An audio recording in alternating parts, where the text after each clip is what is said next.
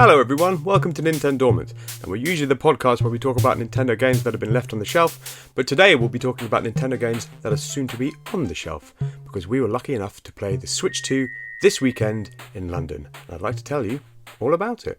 If you're watching this before the launch of the Switch 2, we're a pretty new channel, we've only been around for a couple of months, so if you enjoy the video, please do like and subscribe, it will help us to grow, and you can check out our podcast every Wednesday, where we talk about forgotten Nintendo games and how to bring them back with some of your favourite Nintendo YouTubers, podcasters and journalists. Check it out. But let's talk about what you're here for. The Switch 2. I got to go hands-on with a few games. I'm going to talk about the sort of big four games that were there and some of the other third-party ones that I tried, some of the upgrades to existing games. But let's talk about the hardware itself. So, it's big. It's a big boy, but it's really thin. And that sounds ridiculous. You know, they've already said it's the same kind of width as the Switch itself. But you expect it to be kind of chunky. I think the extra horsepower made me think it's going to be a bit more of a unit. And it's really light. I mean, it feels really almost like you could snap it. I don't mean that in a bad way. I mean, you pick it up and you don't think like, oh, my arm's going to get knackered playing this. You think, okay, this is comfortable and it's got a lovely, gorgeous, big, bright screen and it's really comfortable to play. The Joy-Cons, they do feel sturdier than the Switch 1 ones. The sticks, what do you even call it? The bit that goes up. The bit that goes up. The stick part of the analog stick is kind of less thin. It feels less sort of toy-like. They kind of feel sturdier, stronger, more precise, and hopefully less likely to break. The Joy-Cons themselves, I didn't get to do the snap. I really wanted to do the snap. I didn't get to do the snap.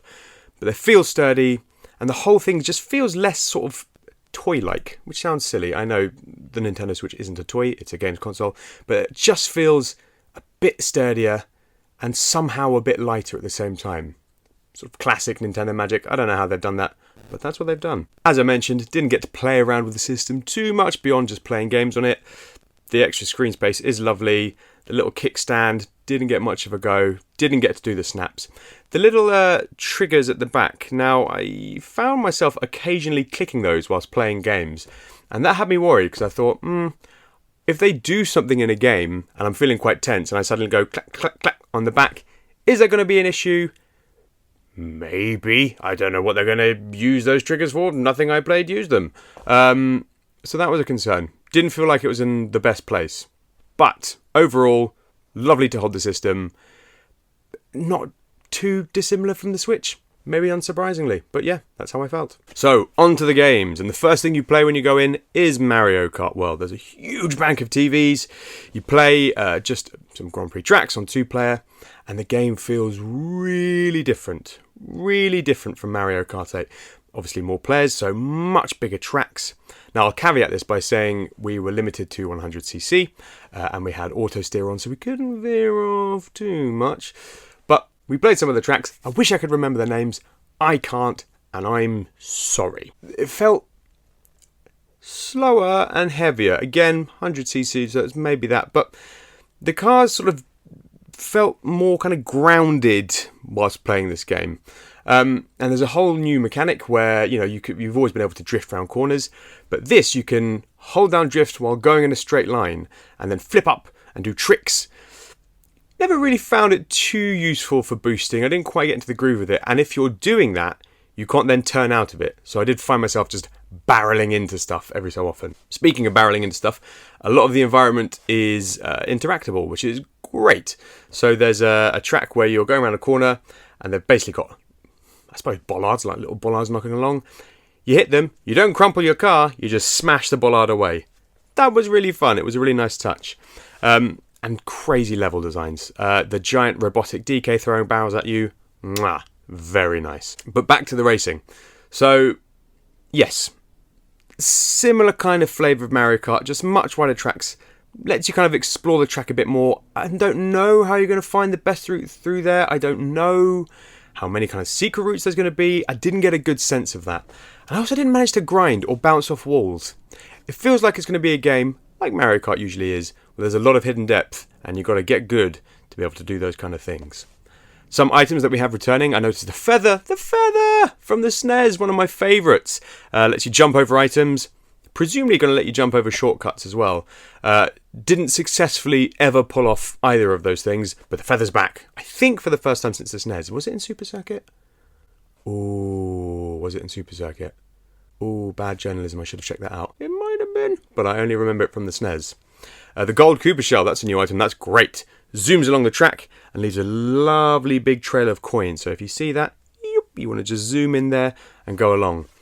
The food bags, which change your clothes, everybody was speculating about what it does. Nobody knows. I think it gives you a speed boost. It might not. It might just look good. Nobody knows. Does anybody know? Maybe they've told us. I don't think they've told us. I think I might be going mad. Very big roster. Bonkers. Hammer Brothers. Lots of babies. Pauline's in there, so people think she's going to be in Donkey Kong. I think she might be in Donkey Kong. And everybody's talking about Cow. I love Cow. Don't get me wrong. Moo Moo Meadow is one of my favourite tracks. Nobody's talking about Aristocrat Boo. Aristocrat Boo. A Boo with a monocle and a top hat and a waistcoat. Come on, people. Aristocrat Boo. I never won a race with him, but I love him. Lots of great choice with the bikes and the carts. I think the size character still gives you a small bit of leeway with the stats, but you can only really see the stats, you know, when you're scrolling through the cars. Acceleration seems to be key here because it feels like it's going to be much more manic, a much tighter pack. And yeah, the amount of times I got blasted from sort of 2nd to 12th or 15th was frequent, and that was in the tour mode. The tour mode is the star of the show. I think we all know this by now, but it's worth reiterating. It's absolutely fantastic. So we had a queue of people, and they had 24 screens set up, and they did a great thing, you know, the race is about to start, and you get 3, 2, 1 shouted out. Everybody's zooming along, and you've got screens for people queuing up to watch, and you hear big cheers when blue shells go up and all that kind of stuff. It was a blast. And the way it works is that, you know, you've got 6 rounds, basically, as you're making your way through. And each round, the last 4 get eliminated. So 24, 23, 22, and 21 get eliminated. Bang! And then 20, 19, 18, 17, bang! And you've got to be underneath those numbers. I have never been more tense playing Mario Kart. Last year, I played all 96 tracks of Mario Kart 8 in one sitting. That was a mad evening. This was madder. It's an incredible mode. It's super tense. It's super fun. I wonder how much fun it will be online if you're playing online in a room by yourself. You know, in a room with 24 people, it's absolute magic. How often is that going to happen? I don't know. If you're at university, lucky you, maybe you'll manage it. For, you know, the average person, probably not going to happen, but man, if you can make it happen because it's incredible. It's a great mode. It's going to be around for at least a decade, just like Mario Kart 8. Do I think the game is worth the huge price point? No. Honestly, no. We haven't seen the details from the Mario Kart Direct yet. Unless there's some sort of massive adventure or RPG thing or something, I can't see it being worth that. If you want to play Mario Kart, you've got a fairly ubiquitous, very complete Mario Kart experience that you're going to be able to play on Switch too. Would I sell it for, 60 quid and sell 20 million more units? Yes, but I'm not an economist and I don't work for Nintendo, and that might be rubbish. Who knows? I can't ever justify paying sort of £70+ for it. If I see it cheaper, I'll pick it up. And I did love it. I love my time with it. I would play the heck out of it. I'm not going to pick it up for that much money. Make of that what you will. The next big game to talk about is Metroid Prime 4 Beyond. Oh my god. Oh my gosh. It's absolutely incredible. So I played this in 1080p. 120 frames per second, and the opening cinematic just in itself, I mean, I'm a big Metroid fan, and I nearly wept, and I'm not ashamed to admit it. It's incredible. It's just, it feels like classic Metroid Prime, which is the best compliment I can give it. We got to play it, in mouse mode or in classic mode, and I have thoughts about that, which I will circle back to. But what's really nice is, you start off, you've got this great space battle. I love that the golems are back from Federation Force, the kind of black sheep of the Metroid Prime family, but they're back. They're acknowledged. It exists. Hooray! So it's a continuation of that story, that line. And, I started off scanning absolutely everything I could see. Tons of lore. There's a light spoiler alert. A space pirate ship called Hellfire, which I thought was cool. different rifle types that the Galactic Federation are holding. What else was there, man? Yeah, different types of golems. You're on the planet Tanamar, that was pretty cool. Lots of interactivity as you're going through. You know, I shot a couple of TV screens and broke them. You scan them before, you scan them after. You get a different scan. So it's got that classic Metroid Prime, scan everything you can. But scanning in mouse mode wasn't great for me. So you have the Joy-Con in the left hand, and that's obviously moving you around. You can turn on the scan visor with the right trigger there. And then in your right hand, if you're holding the Joy-Con normally, you've got, jump, you can press X to bring up your scan visor, Y to go into morph ball, beams and missiles. Okay, so you put it down in mouse mode, you're looking around, it's great for moving your reticle around fast, feels very natural. But when you click on the scan visor with the right trigger, you then can't use that same trigger to scan. And if you're pressing X while your hand is sideways, sometimes you hit morph ball, sometimes you sort of jump. It's not comfortable and it's not great for scanning, and you're sort of moving the mouse around. It's not fantastic. But when you start fighting space pirates, the mouse is invaluable. Bang, bang, bang. Moving so quick, feels fantastic. Using the rockets and the just the beam with your two fingers on the shoulder buttons. Absolutely brilliant. It works like magic, and it really is instantaneous when you pick up the Joy-Con and turn it around. 10 out of 10 for that. Well done. So for me, I think it's going to be a case of when you're exploring, you want to play sort of classic mode, and in combat, you want to be in mouse mode. Maybe that's just me, but it didn't feel like it was fully all the way thought out playing in mouse mode the whole time. If you could scan by holding down the right trigger, it would solve that problem for me. I think that would be fine. You put it in morph ball, your thumb's quite comfortable there. I think that would be all right. Maybe that's a setting that's there that I didn't get to see. I know you can adjust the mouse sensitivity. They mentioned that. Who knows? Didn't get much of the story. Obviously there's the planet Tanamar. What I quite liked about the boss is the boss had a name. It was, like spoiler alert, Abrax. Abrax.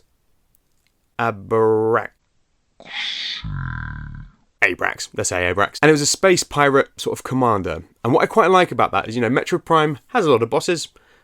Queen Parasite is obviously the first one that pops to mind because it's the first one.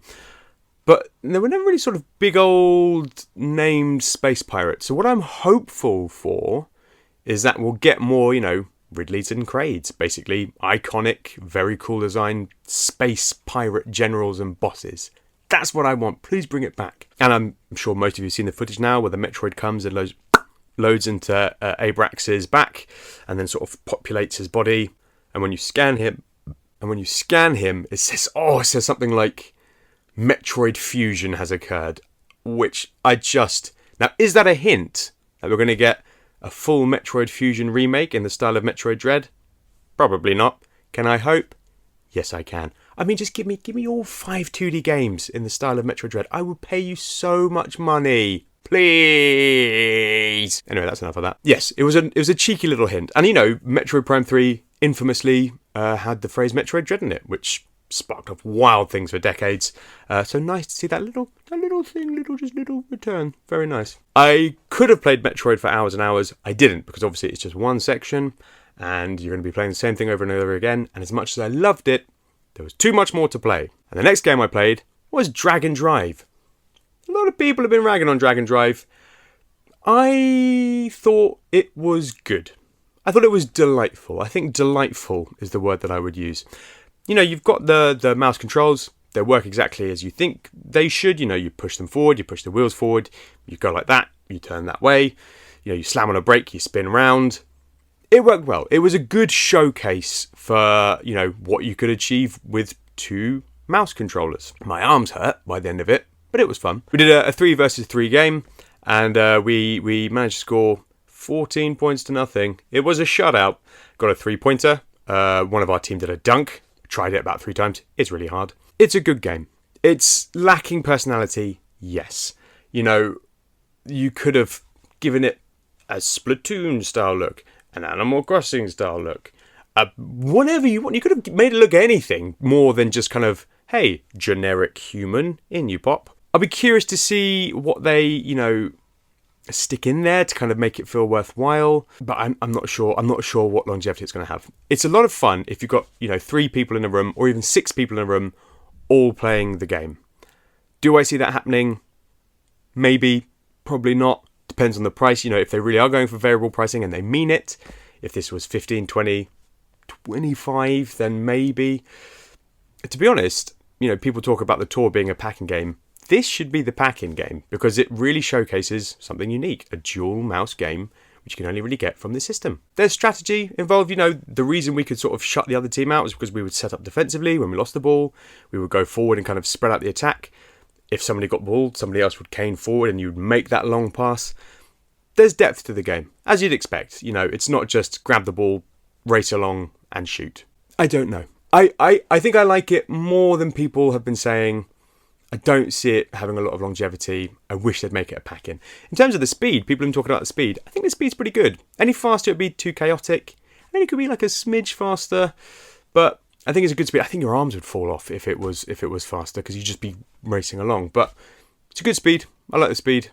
It's a good game. I hope it's cheap. And I hope you can play it in a room with lots of people because that's what will make it live or die. But the last big game we're going to talk about today is Donkey Kong Bonanza. Wow, oh my gosh, goodness me, it's very good. This game, to me, felt like if you took Mario Odyssey, and you took sort of nowadays Zelda, and you just smash them together, and you give it a shake, and woof, you got new DK Bonanza. Look at him, look at you. The game's fantastic. I played it twice, explored as much as I could, and there's so much to explore. You've got, that kind of freedom that you get from the nowadays Zelda, where you can just scale anything you want to or carve your own path through something. Leaping up the sides of the walls, it felt boundless and really free. And yeah, there are certain blocks, certain things you can't get through, but it felt really like they didn't want to do that. It felt like they wanted to make you just go wherever you want to go. And the controls very Odyssey-like. The roll, you can roll along, zoom along. Sort of variety of attacks which you can chain together in interesting ways. Definitely going to have interesting applications. It's fantastic. And I discovered a game where you take on 3 sort of enemies, and then the first time my friend who came with me played it, he discovered a challenge where you're blasting through barrels like classic Donkey Kong, a barrel challenge. There was one where you have to collect loads of gold. It's going to be packed with stuff. And I think we're going to see the return of the Kremlings. I hope, at least. Anyway, spoiler alert! The 3 enemies that you take on, I think they're called croconoids or something. And when you bash, they're sort of like these big rock monsters with big rock axes. When you smash the rock, they've got these skeletons underneath. And man, do they look like classic Kremlings. There's also something sort of reminiscent of zingers, the bees from the game. When you find Cranky, he mentions about, old villains having a bit more charm or something like that. And that made me think, oh, yes, that sounds like King K. Rool. We'll see. But yes, the game itself, very open, very free, a lot of fun. Occasionally when I was smashing through walls, the camera would get pretty stuck and not figure out where I was. Gave me that kind of heady N64 camera hit that I've been missing for decades. Not in a bad way. Like that sounds terrible for people, but if you're used to it, you know what I mean. It's sort of a charm of going, hey, I've broken the camera, but it fixes itself quickly, so it's okay. The game feels like a love letter to kind of DKC. I mean, it's not a DKC game, it's not a country game, it's its own thing, and it feels like it's got the kind of polish of the retro entries and the charm of the rare entries. Very cartoony, very silly. You see Donkey Kong getting swept up into it's almost like the sun kind of thing that appears and pushing him down into the mines that he was working on. Going to be packed with interesting characters. There was a kind of water bit, which I couldn't swim in. And that makes me think maybe animal buddies, maybe they'll return. Rambi gets mentioned. You can just tell this is going to be an absolute goldmine of fun. Goldmine. Haha! Didn't even mean to do it. Yes, there's going to be a lot to discover with this game. This, for me, in sort of like the launch window, is the star of the show. Much more than Mario Kart. This is going to be a really special entry for Donkey Kong. And I just hope, it's everything we want it to be. I'm sure it will be. It will be. Diddy's going to be there. Dixie's going to be there. People are worried. They're going to be there. And if they pull out King K. Rool, it'll just be the icing on the cake. Mwah. And of course, we played a bunch of other things. We played upscaled Zelda, a bit of new Kirby. We played Street Fighter. We saw Yakuza.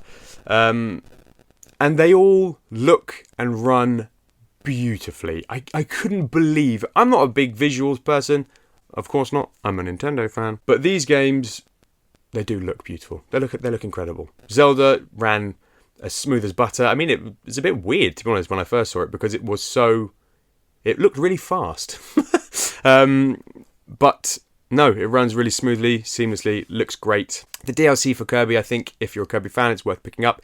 Nothing earth-shattering, but it's good. It's good. And if you've not played the game before, it's definitely worth picking up and getting that. The GameCube games are fantastic. It's going to be amazing. I don't think that the £400 price point, that's what I was expecting. A bit more than the Switch OLED. That's okay. I really hope they stick to their promise about variable pricing. Actually, no, I don't. I wish they wouldn't do it, and I wish they would drop the price, because those games are expensive. I will pick up Metroid, I will pick up DK. I can't justify Mario Kart. I loved it, but it's too much for me. And Dragon Drive, if it is cheap, then yeah, I'll pick it up. But go on, make it a pack-in. Make it a pack-in, please. But yes, they're my sort of capsule thoughts about my time with the Switch 2. And to round it off, I will say a huge thank you to the XL staff, because they made the event amazing. They've been on their feet for, 3 days? 12 hours a day. And they were so cheery and happy, doing the big old countdowns for Mario Kart and just making you feel good when you did good in the game, guiding you to little secrets here and there. They were fantastic. So thank you to them. And thank you to Nintendo for, hosting this event and letting people come along to play the console. It's really exciting and it's really good. Let me know if you'd like to see more videos like this. As I mentioned, we've got our podcast every Wednesday, so please do tune into that. Please like and subscribe if you haven't already. And if there's anything else you'd like to know about the Switch 2, you can follow me over on BlueSky. I'll put the links in the description. Or you can drop a comment below and I'll comment you back. Thank you so much for watching, and we'll see you again soon. Bye-bye.